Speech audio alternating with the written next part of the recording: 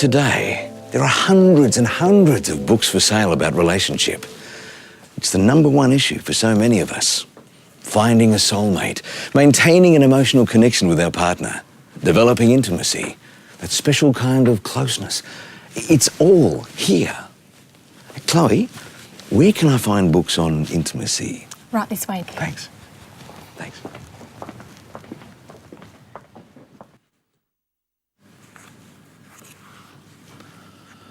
When social scientists try to explain where our desire for intimacy comes from, they often turn to evolutionary arguments about intimacy improving the chances of survival. But religions, such as Christianity, suggest that intimacy was given to us by God to make human life full and rich. Intimacy is closely connected to love, support and sexuality, and involves a particular kind of sharing. I asked Anne Holland, CEO of Relationships Australia, from her experience as a relationship counsellor, to describe what we mean when we talk about intimacy. I think intimacy covers both physical and emotional engagement with each other. So it's the sexual relationship is very important to the building of intimacy, but also an emotional intimacy whereby we have a sense that the other person is really there for us, is interested in who we are and what's happening in our emotional world, understands who we are, that they actually get who we are and what's going on for us, and that they're interested to be on a journey with us in developing our emotional maturity, our emotional development, but our whole lives, that they're wanting to be there to share our lives with us. They're not just doing their own thing. So it's that sense of safety you get from being with someone who really does understand you, does care about you, and is interested to continue understanding you, not to assume that they did that last year, so they don't need to do it this year. I would love for my partner to understand me all the time, but sometimes we don't even understand ourselves. But you have to learn your differences.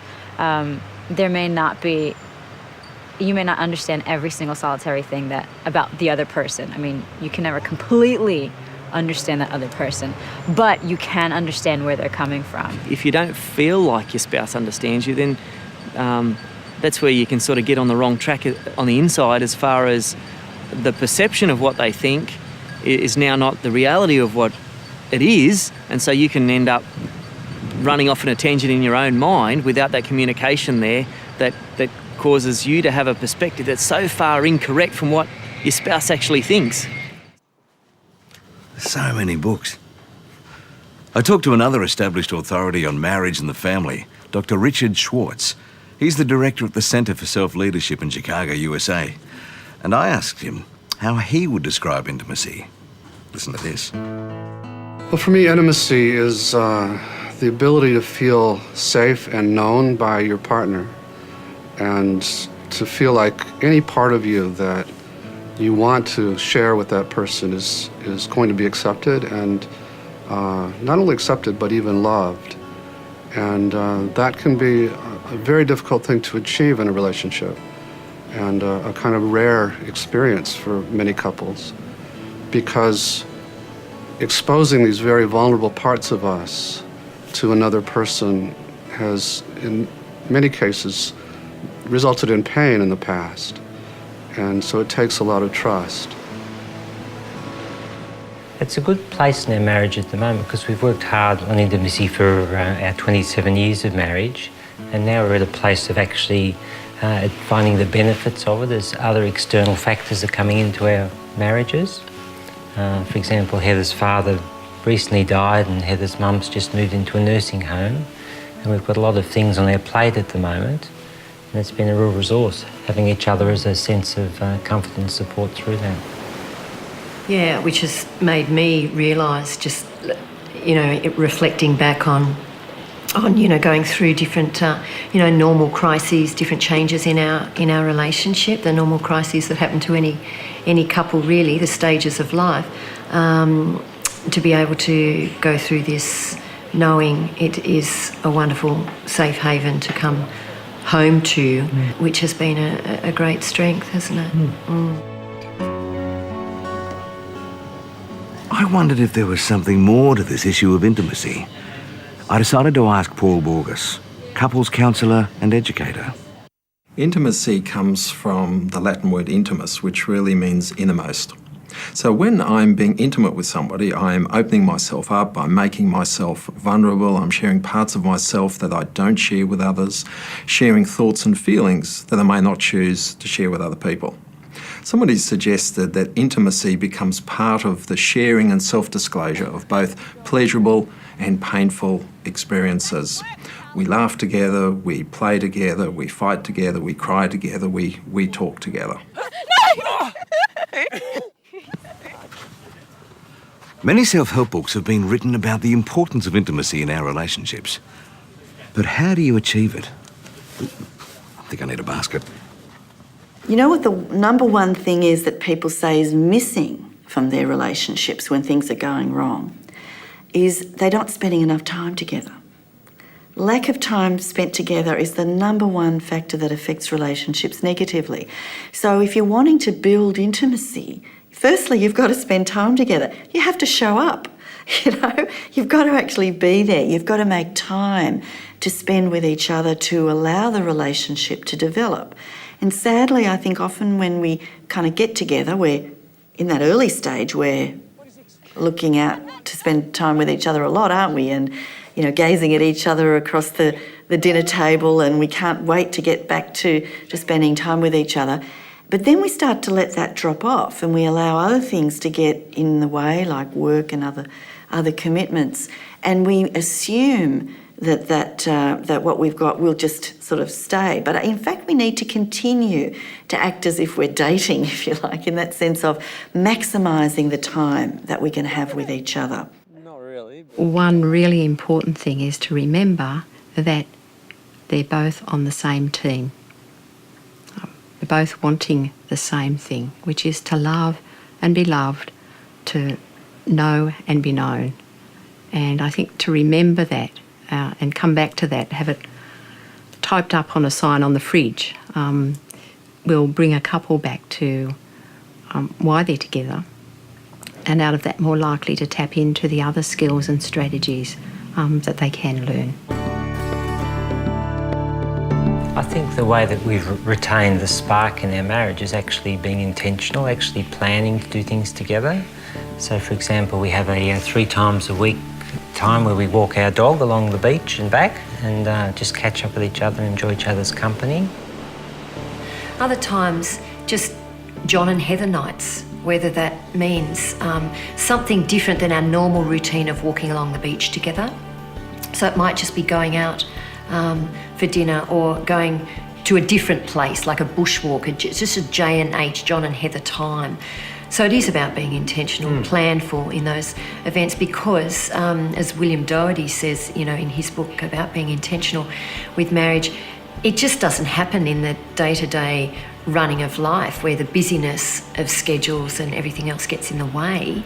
It's, when we were dating, we planned for those dates, and even coming up for 28 years of marriage, we more so need to be planful in our relational time together because we've got 3 children and it's so busy and life can just get in the way if we don't push it out of the way sometimes and put ourselves there so that that's the foundation for our family life and everything else, our actual marriage.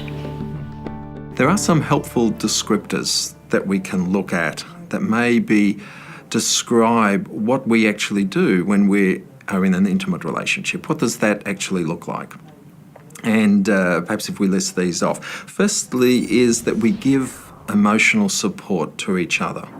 We talk to each other, we listen, we hold each other, we are being held, and often we will do a combination of those in order for the person to know that I am there for them. I think we're also very keen to promote their welfare. We will defend them, maybe even sometimes when they're wrong, we'll still defend them. We will respect them, we will build them up, we will want what's very best for them, and we'll fight for the very best for the person that we're intimate with. I think we share ourselves and we share our possessions. And the sharing of ourselves is, of course, to share our feelings, our emotions, our thoughts, our ideas, plans, dreams, hopes, as well as the physical possessions that we have. I think we also value our partner's presence. We enjoy being around them. We want them to be around us. And we talk about things that we won't talk to most other people about, or maybe won't talk to anybody about. Will be some of the things that we will talk to the person that we're being intimate with. And of course, that level of talking and that level of sharing is, of course, what builds intimacy and what builds closeness.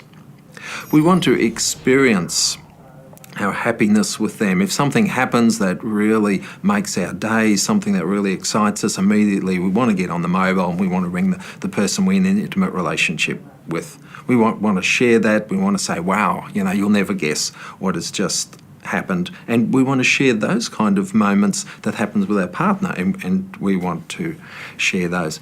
I think very, very importantly, we know in an intimate relationship that our partner is there for us and that we are there for them in the small stuff, the big stuff, and everything in between. So, intimacy is built by spending time together, remembering that you're on the same team, emotionally supporting each other and talking and sharing at a deep level. Another key ingredient in creating intimacy is keeping a sense of separateness. In other words, not losing who you are, while you also value and look for connection and closeness with your partner. Sounds a bit confusing, doesn't it? I asked Jenny Brown to explain the delicate balance of separateness and connection in a relationship.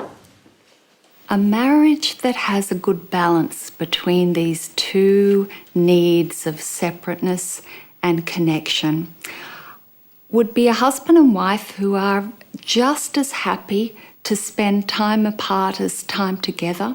They're not distressed with one or the other, and they're happy to balance it. It means that their leisure time would have a mixture of an effort to connect and to talk together, sitting together over dinner. Person to person is really important for connection. Not always the group time with friends around.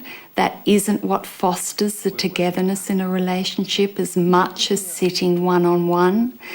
Couples that have the balance are also very happy in their leisure time to go off for a couple of hours and do different things. And to share the load, to give each other the space from the demands of the children and the chores of keeping a household running, and to share that load happily and equally, not always need to do it together. That would be the ideal kind of balance, very hard to achieve, and it requires two people who are prepared to talk it through, not battle it through, not use manipulation to try and get their needs met in either of those separateness or connection needs, but to be able to say, this is what I would like for our weekend together. This is the time I'd like to myself.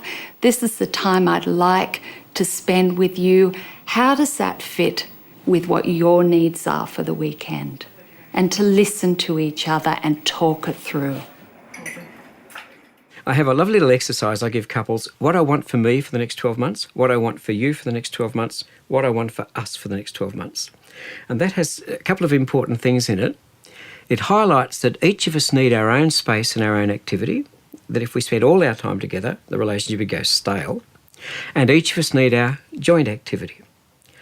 And it seems to me that for most couples in this society, they need to be able to sit down and say, Tuesday night's our night, and we're going to do stuff for us that night.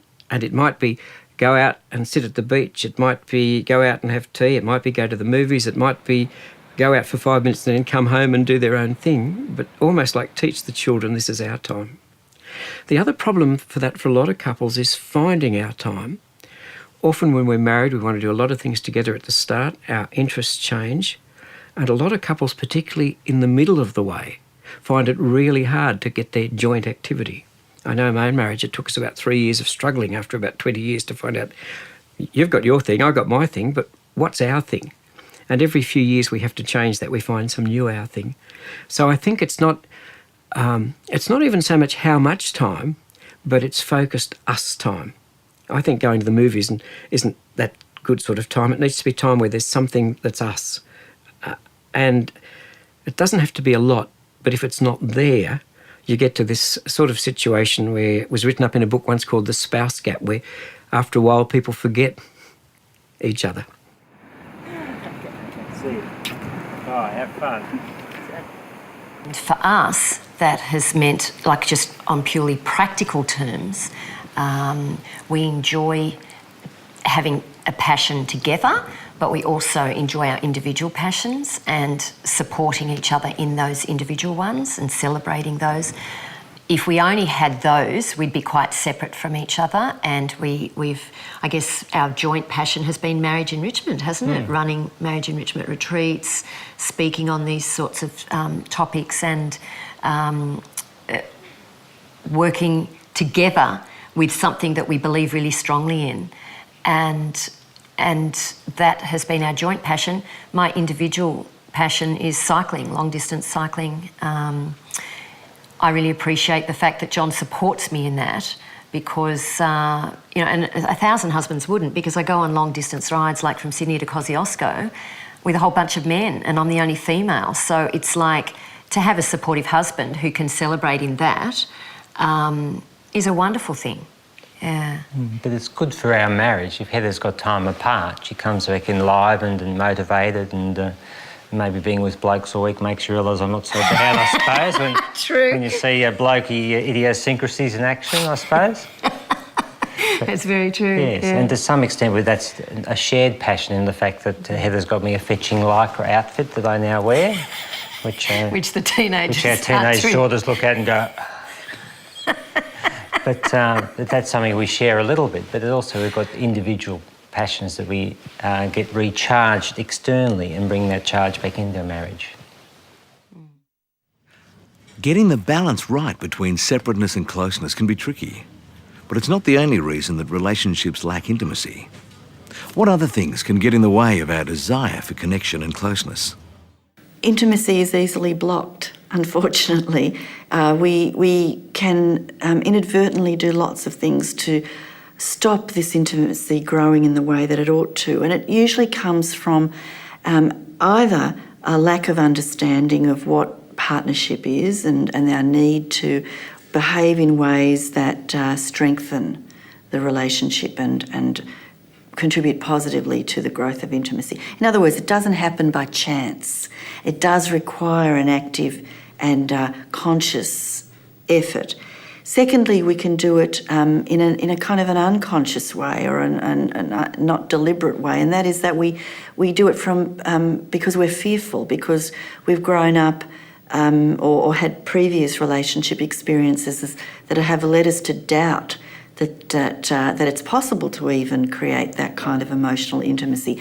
Much as we might want it, we behave in ways that actually stop it happening, and that is by not sharing our feelings or our experience of the relationship and of life generally, that we remain emotionally distant, or that as we start to get closer to the other person, we actually put up barriers, such as we might trigger a fight, we might trigger a disagreement, perhaps not knowingly, but we do it because we're not feeling safe with the degree of closeness that we've reached. So we create a fight, which means you move apart a little bit. And then, okay, we're more distant, but we feel more comfortable because that's what we're used to based on our previous life experiences. So we can be doing this without even knowing it, okay? We can allow things like the mess around the house or some disagreement over something quite trivial, we can allow that to be the trigger to create more distance because actually we feel more comfortable with a greater degree of distance. So unless we can get some help to allow us to understand ourselves better and how we're participating in ways that are actually not constructive to the growth of intimacy, then we can inadvertently be sabotaging that intimacy over time, or indeed even sabotage the relationship itself. If or when this happens, can intimacy be revived? When love dies, can we recapture this sense of closeness with our partner? Can we reconnect? I think any couples counsellor who's worked in this field for any length of time have seen couples who really wondered about the future of their relationship, or even believed that basically their love had died, have seen that couple being able to revive that relationship. I mean, it certainly happens, and it happens quite regularly. I think there are a number of things that people need to do if they want that to happen. And firstly, I think a conscious decision needs to be made to put the relationship first. I think that's very intentional. It's about doing the kinds of behaviours that are likely to bring closeness and connectedness and intimacy. And that's not dependent primarily on feeling. Generally, what happens is behaviours come first and then feelings will follow. And that may take some time. It may take some months before some of those feelings that the couple really miss in the relationship actually start to come back. Part of that is being available, not only time-wise. Time-wise is obviously very, very important, but also energy, giving energy. If we're with our partner when we're totally exhausted and we've got nothing much to give, then obviously that's not going to be the most helpful thing to do to revive intimacy. I think if we always want to stay emotionally safe, in other words, not take risks, then intimacy is not going to come back. It's not going to be revived. To only do that, which is emotionally safe, is to remain stuck. So we need to be able to take down some of the walls that we built up when we got hurt as the relationship was deteriorating. As intimacy is lost and people start to get hurt, they put up walls, they put up barriers to protect themselves. The taking down of those barriers, the taking down of those walls is certainly not an easy process or an instantaneous process, but it's one that people need to work on intentionally if intimacy is going to come back in the relationship. There's also been a lot of research by social researchers in the last 5 or 10 years about the issue of forgiveness. It's interesting that research has actually pointed out that relationships and people in relationships report higher levels of marital satisfaction and satisfaction in their couple relationship if they can give forgiveness and receive forgiveness.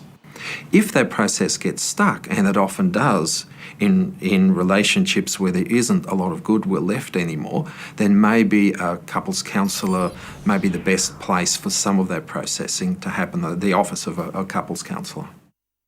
I've been a counsellor for 25 years, and the reason I stay is because I do see couples making significant change. Whether it's a couple who've been married for 32 years, house on the market separating, who come in and learn some skills and actually talk about the stuff that's really going on with the feelings under the feelings, and to get photos later of their trips and their grandchildren is just really exciting. So I've seen many couples who think there's no hope for us, discover that love can be grown again, respect and even trust can be rebuilt if they have a companion with that and they're willing to have a go. I've got a list that I sometimes look at that looks at what happens for long-term couples, and that list came out of an interview of people who'd been married over 30 years. I probably need to hold it in my hand to comment on some of the things in it, but one of the first things is just being realistic. That having a realistic understanding of who you are and who I am and our reason for being together. So if there's not realism, people are constantly trying to force the other to join their fantasy, and it goes nowhere. The other thing is a really strong commitment to this marriage. It's like, we're here to struggle through this. I've had a lot of couples tell me, you know, it was really hard, but we stayed with it and we got through to this new level of being with each other. I've had a lot of singles tell me, I'm really sorry I didn't struggle.